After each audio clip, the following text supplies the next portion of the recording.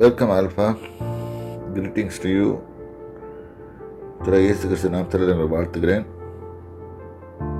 இது ஞானத்தை குறித்து நம்ம வாசிக்கிறோம். நீதிமொழிகளில் இந்த ஞானத்தை குறித்து வாசிக்கும்போது எட்டாம் அதிகாரத்தில் 1வது வசனம், ஞானம் கூப்பிடுகிறது இல்லையா, புத்தி சத்தமிடுகிறது இல்லையா, வழி அருகேயுள்ள மேடைகளிலும் நற்சந்தைகளிலும் இருக்கிறது, அது ஊர் வாசலிலும் ஓரத்திலும் எல்லா சைடும் நிற்குது. அது சொல்லுது, பேதைகளே விவேகம் அடையுங்கள், மூடர்களே புத்தியுள்ள சிந்தை உள்ளவர்களாக இருங்கள், கேளுங்கள் மேம்பாடுக்கான காரியத்தை பேசணும். அதாவது we have to talk with wisdom. அதாவது ஞானத்தை ஒரு மனுஷன் இப்படிட்ட பேசுறது போல நான் பேச வேண்டும். கேளுங்கள், மேலும் நான் கேட்டால் தான் மேம்பான காரியங்களை பேசுவேன். என் உதடுகள் உத்தம காரியங்களை வசனிக்கும். என் வாய் சத்தியத்தை விளம்பும், உண்மையை தான் சொல்லும். ஆகாமியம் என் உதடுகளுக்கு அறுவாடு பண்ணுது. என் வாயின் வாக்குகளெல்லாம் நீதியானவைகள், அவைகளிடம் பொருட்டும் விபரீதமும் இல்லை.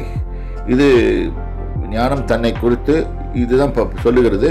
ஆக்சுவலாக இது ஆவியானவர் ஞானத்தை குறித்து எழுதி வைத்திருக்கிறார். இதுதான் நம்ம அதனால தான் வி ரிக்வயர் விஸ்டம் ஆல்வேஸ். எந்த சமயத்திலும் நம்ம ஞானம் வேண்டும் என்று சொல்லி ஒரு மனுஷன் கேட்க வேண்டும். ஏன்னா அதில் இருக்கிற முக்கியத்துவம் இதுதான்.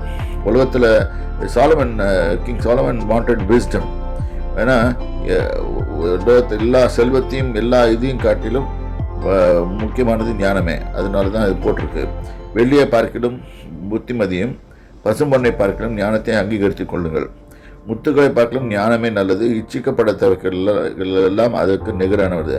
இச்சிக்கப்படத்தக்க நிறைய இருக்குது. டைமண்ட்ஸ் இருக்குது, நிறைய விலை மதிப்புள்ள காரியங்கள்லாம் இருக்குது. பட் அதை விட ஞானம் தான் முக்கியம்னு போட்டிருக்கு. இதை நல்லா புரிஞ்சுக்கோங்க. இதை பற்றி நம்ம இன்னும் அதிகமாக படிக்கலாம். கத்தராகிய தேவன் தாமே உங்களை ஆசீர்வதிப்பாராக. கத்தராகிய இயேசு கிறிஸ்துவுக்குள்ள வாழ்த்துகிறேன்.